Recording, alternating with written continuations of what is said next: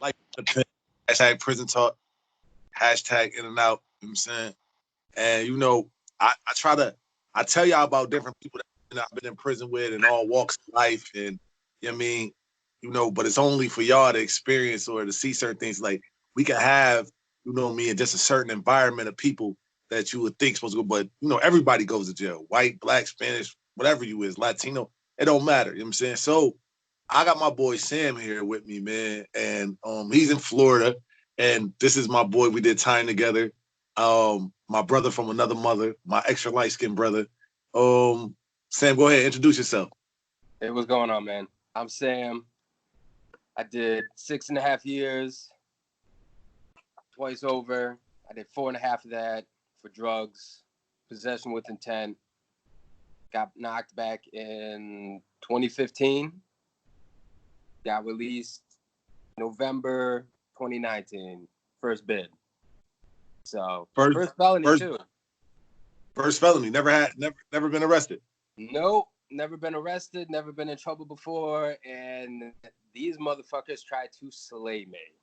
They were not happy with anything that I chose to do at all. It didn't help that, I wouldn't snitch, and the fact that I told the DA and the cops and everybody else they had a whole bag of dicks. But, that's... You don't do that. Don't tell the DA that you hope their baby gets SIDS. Don't tell the cops, eat a big bag of dicks. You ain't got shit. Don't do that. It's bad. It doesn't work out well. They will fuck you. I literally, as I'm sitting there waiting for this sentence to get handed down for drugs, never been in trouble, there's some fucking rapo next to me who spent the last 7 years raping his niece who just turned 14 and was getting 2 years. Okay? But, I'm jumping ahead here. So basically, I've always been, back and forth, getting involved in drugs here, drugs there, whatever, right? So I discovered that through, a few friends and connections, shit like that, you can, cocaine is a hell of a drug. And I was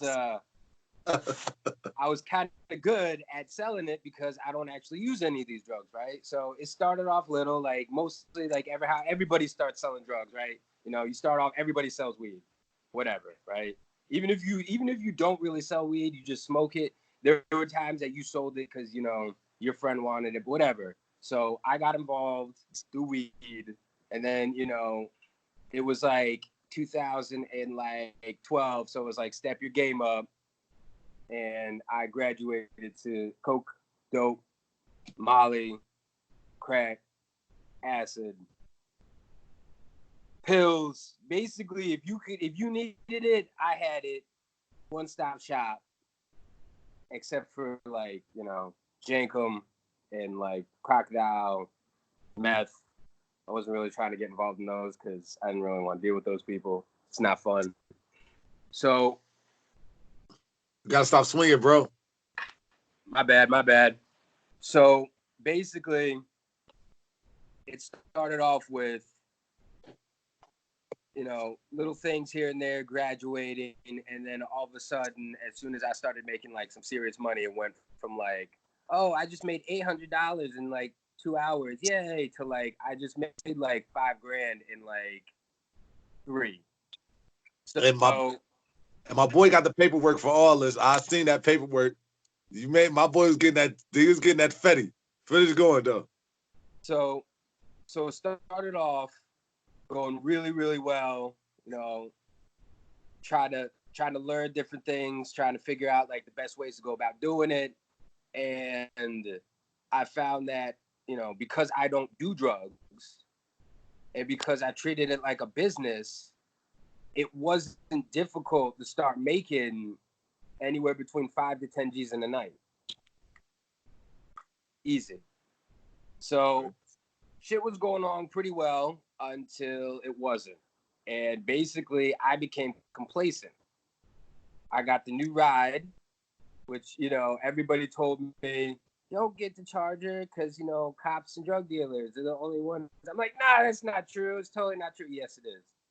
Only drug dealers and cops own chargers.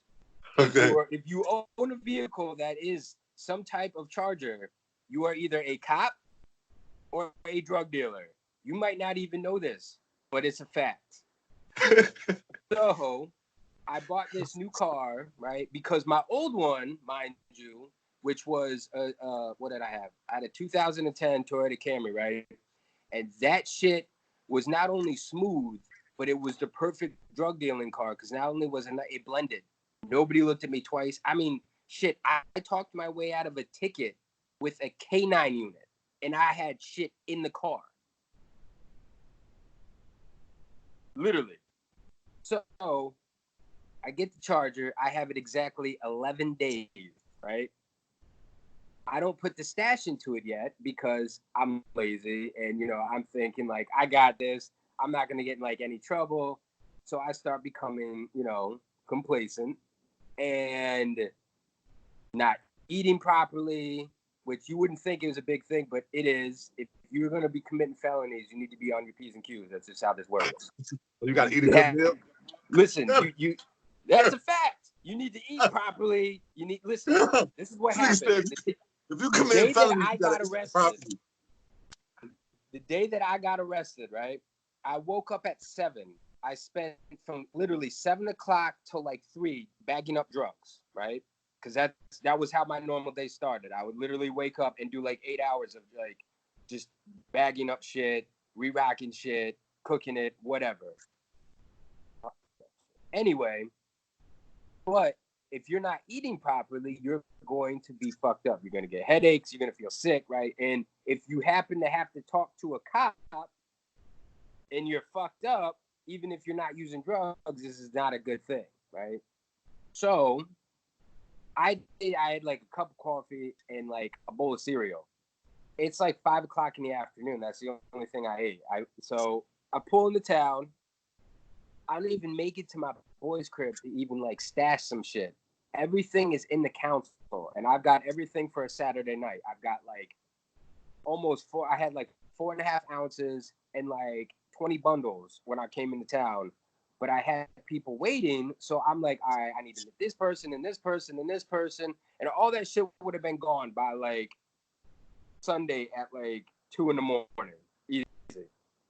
Well, I never made it past 5:30 because as I come pulling out of the parking lot for meeting this dude, there's an unmarked state trooper vehicle filling out an incident report from a fucking car accident.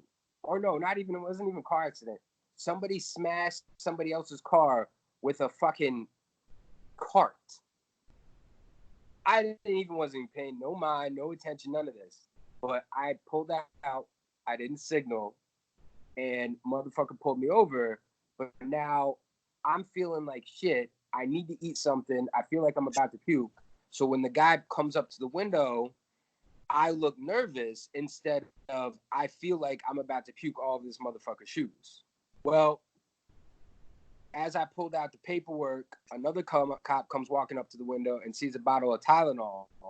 And because I wasn't able to articulate myself and I looked super nervous, they basically yanked me out of the car, and from there it was a wrap. I didn't say shit.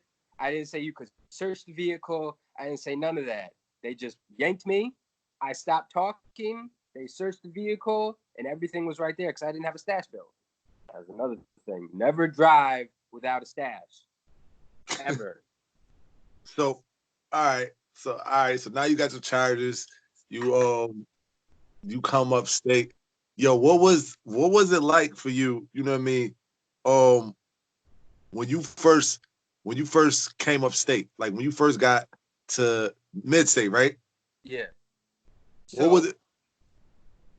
So, of course, I've never been arrested before. I've never really been in trouble. And the only thing that I have to go off of for prison is stories growing up from like my boys' uncles who were fucking animals in prison, right? Or like the TV shows or the movies. So I'm like, damn, Motherfuckers getting raped left and right. I'm gonna have to join like a gang or something. I don't even know if that's gonna work. I'm gonna have to like build some shame. I'm like figuring out how to like make different weapons. I'm like sitting there mad paranoid. I'm like sleeping with like pens and pencils because I don't have anything yet. And then I talked to my buddy, and he's like, "Yo, prison's not like that no more." And I'm like, "It's not." I didn't really believe him at first because it's like, all right, maybe he just got lucky. No, it's not. Motherfuckers ain't getting raped like that. Motherfuckers ain't getting stabbed like that. They got Priya now, man. Priya, all right? Nobody getting raped unless they want to be raped. So at first I was like super nervous, especially because I'm white and I don't like white, pretty. I'm going to prison. I'm like, damn, motherfuckers gonna try to get me. I'm gonna have to kill somebody and I'm never coming home. No, it wasn't. If anything, I had more problems in prison with the cops than I did with any other inmate. Yeah, Midstate was the only jail you had been to, right? So, yo, let me ask you a question, right? You never been arrested, but was you ever in any type of like any other type of like you got military background, right? Right. I was so I joined the military when I was younger, like 2007. Literally got my GED. It said dropped out of high school, got my GED, and within a month of turning 17, I was off to the military. And I served for a couple years, came home, and one of the reasons I don't do drugs is because they have a negative effect on me. Kind of make me go insane, like more so than like is good. So I ended up spending 4 years in mental institutions. Okay. All right. So while I was never arrested or charged with any kind of felony, I did spend time institutionalized on the different aspect.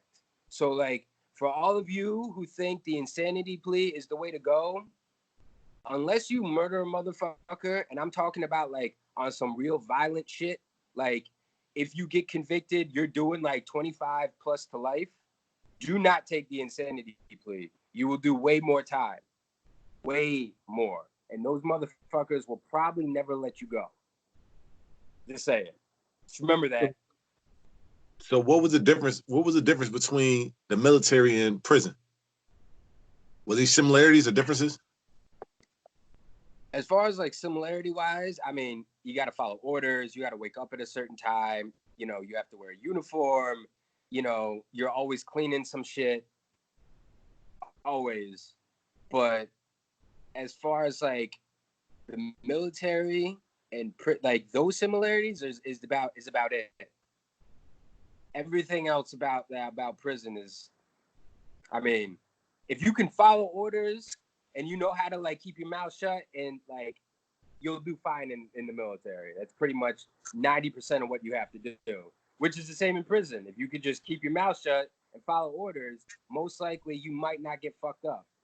Then again, you might get fucked up just because, you know, cop's having a bad day and he decides, I'm going to pick you and I'm going to fuck your ass up.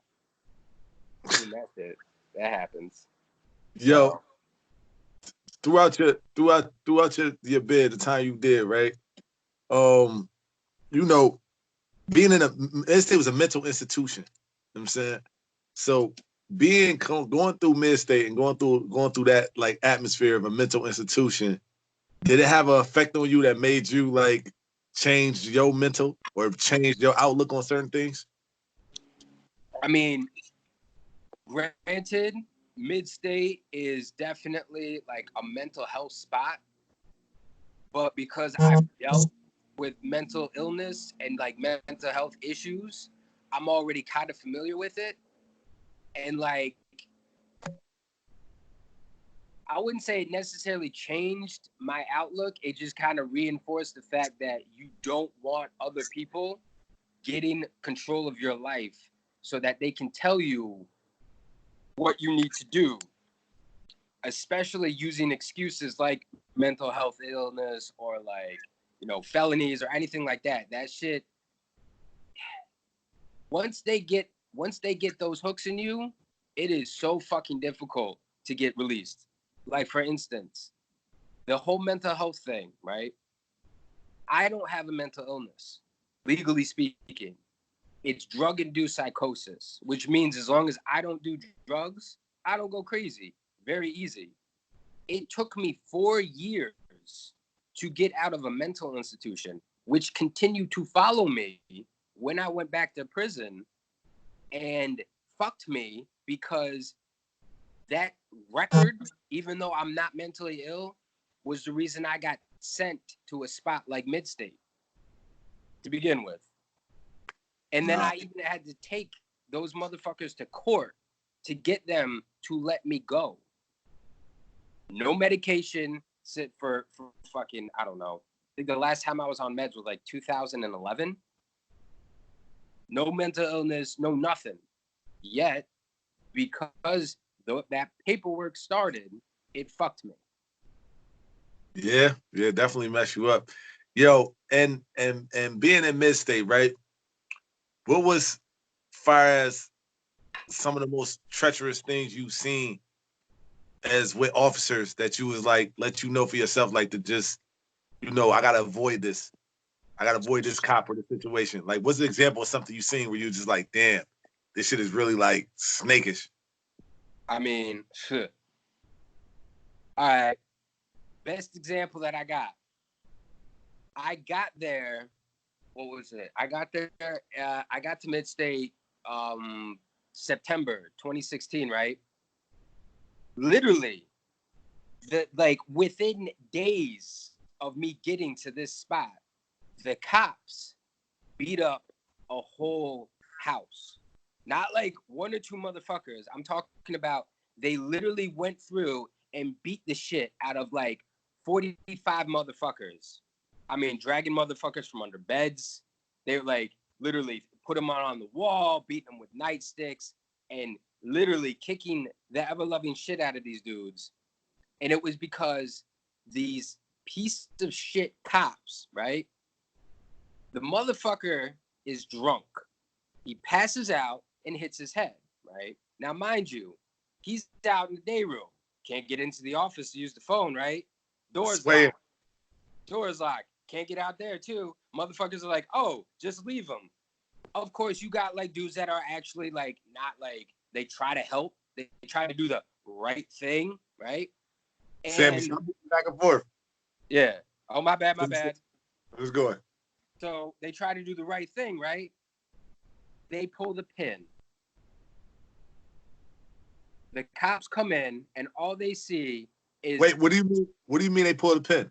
All right, so when the cops are in trouble, they have these little fucking like radio signal things that if they're ever in emergencies or distress, they can yank this little button and pop it out, and it sends out a signal that lets them know shit's fucked up. Okay. Pin. All right. So they get the distress call, and what happens is they come in and they see inmates and a cop that's knocked unconscious because he was drinking, not because anybody did anything to him, but he bleeding because the fool knocked himself the fuck out. And they proceeded to fuck these dudes up. Right? Now, he wakes up. They find out, right, that not only was he not attacked, but they fucked up because now you guys just assaulted the shit out of 3 people for no reason other than you just a bunch of fucking pieces of shit. So then to come back to try to cover their tracks, right, they proceed to come back and beat up the whole dorm because, hey, if we beat up these 3 guys and then we beat up, another 40 guys, clearly this is the way to go about it. So they proceeded to fuck everybody up. It was a big thing. And then they tried to, like, keep the house on lockdown. Dudes had to, like, smuggle out, like, kites on, like, program runs and shit because they, like, took the phones. And it, there's a whole lawsuit against it. Like, you can look it up. Go ahead, 2016. Motherfuckers got fired. Some people went to jail over it. But this was how I got introduced to the spot I was at. And then, you know, from there, it's just other continuous horror stories. And you just watch cops and see how much of a bunch of cocksucking, faggot ass motherfuckers they like to be. Listen, if you a fucking cop, if you a cop, you know what? You fucking gay. You want to know why I say that? Because you're taking a job. You're taking a fucking job where you are going to look at another man's dick and balls and look in his asshole. And you are okay with this. Fuck you. You're a faggot. Kill yourself. All right. Yeah, y'all see why I love him, right? This is really, oh God, this is my boy. Listen, yes. Okay. So, check this out. You, what's the most craziest thing? What's the most craziest thing that you've seen? Fire ass with an inmate, like the most like inmate that you, because like I said, it's a mental health facility, and fire is not crazy thing fire with the cops, but fire is on the spectrum of an inmate that you've met, that you've said to yourself, yo, how the hell did I really end up here? Like, why am I here? I know I'm not like this. I mean, I would have to say, like, I mean, you look around and there was some like seriously bugged the fuck out people, right? Like, I'm talking about, you would just look at this motherfucker and be like, how is it that you even managed to put your pants on in the morning? Like, you that out of control. You had that bugged the fuck out. Now, violent wise, not really. I'm just talking about like that crazy motherfucker that you happen to be like when you're walking down the street and you see the dude in the corner mumbling to himself and shuffling along. That kind of crazy. Where you're just like, yeah, I don't really want to deal with this. But when you're in prison, you can't get the fuck away from them. So you kind of stuck in the room while this motherfucker's in the corner, right?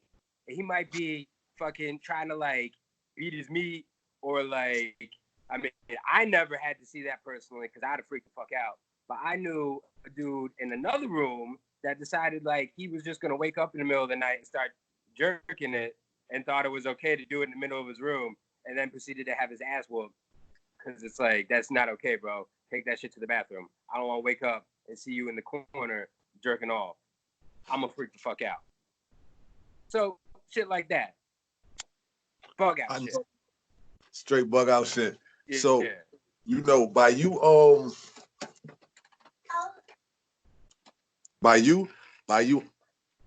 what you call it, by you being, and you know what I'm saying, being a, basically you was considered a veteran since you had served, right? Yeah. So when you got to prison, was it programs for veterans, for military? How do they handle that? So with the programs that they got running nowadays, especially with the prison reform, a lot of programs are offered to veterans to try to like help them, I don't know, I guess you could say like reform and like get back to society, except 9 times out of 10 those programs are just useless. But like certain spots, and they've been getting better about this, like Midstate, for instance, they have a veterans program specifically at this jail, which means that you go and you live with other veterans. The entire house is all people that have served in the military, which, I mean, me coming fresh up and not knowing anything better, it was an easier way for me to acclimate to how prison is supposed to work, and then how certain things are okay and not okay. So they offered this program, which, I mean, as far as program wise, I wouldn't say it was like super helpful, but you get what you get in, you get what you put into it. So like maybe some guys, maybe they got something out of it, maybe they ended up moving on, but for the majority of the thing, it's like all these programs that are offered by the state, whether it be for veterans which they get federal funding, or these drug ones like ASAT, or like, you know, anything that is supposed to help rehabilitate people. All this money gets dumped into it, and yet it's useless. Honestly, it doesn't really do anything. It doesn't actually, like, sorry about that. It doesn't actually help. It just kind of is an excuse. It's so that when people are like, hey, what are you doing, you know, to help these people not reoffend and get out and get jobs, they're like, oh, hey, look at this entire list of bullshit that we do that sounds really good, but doesn't actually do anything. I mean, you shove all the drug dealers and the drug users into one house, and you think that's going to work out well. Okay. What was it like? Like, what was in the veteran? Was the veteran dorm different than being in population dorms? Oh, that's a fact. The veterans dorm, honestly, was kind of soft. And by kind of, I mean motherfuckers would literally hide there because they were afraid to go out into GP, because, you know, you can't get on the phone, you can't like, you're not gonna be watching nothing on TV, you know, you might have to pay to live there, especially because the spot I was at was not just a mental illness spot, but it was a fucking rapo spot. So you got a bunch of these fucking pieces of shit, fucking rapos, that are just hiding and using the veterans thing as an excuse. But mind you, I actually met some really official dudes, and one of the dudes that I met, my fucking man, and I would definitely go to, like, over the edge for that motherfucker. I met him there. So, like, you can always meet, like, official dudes no matter where you go. You just gotta weed through all the bullshit. And is there anything that you ever seen in a veteran's dorm that had you like, yo, I don't want to be here. Like, I can't be here. All the time. Like, motherfuckers was just, like, they would cry. Like, literally, motherfuckers would sit around and, like, whine about, like, you're being too loud, and, you know, we don't like what's on TV. It's like, motherfuckers, shut up. Be an adult. Like, if you were in any other place, you wouldn't even be talking right now. But instead, because you here in this dorm and you protected, because motherfuckers aren't slapping the shit out of you on a regular basis, because they don't do that, you think I don't know, you think you're entitled to some shit or something like that? I don't know. But the only reason I stuck around as long as I did was because my mans was in that dorm and I wasn't trying to leave him. And we had a nice little setup. Plus, I had a single room, so it was like, fuck it. Stay in the dorm. Yeah. All right, yo, listen, man. This is part one with my man Sammy. I'm gonna drop part two, man. Y'all know that. He's basically telling y'all about, you know what I'm saying, being in the military and coming to jail, and you know they have veteran dorms and veteran programs for people who was served in the military. Something y'all probably didn't know about prison. So we're gonna come back with the part two. We're gonna finish up his story. Yo, if you just tuning in, subscribe, hit that notification bell. Man, listen, I appreciate you.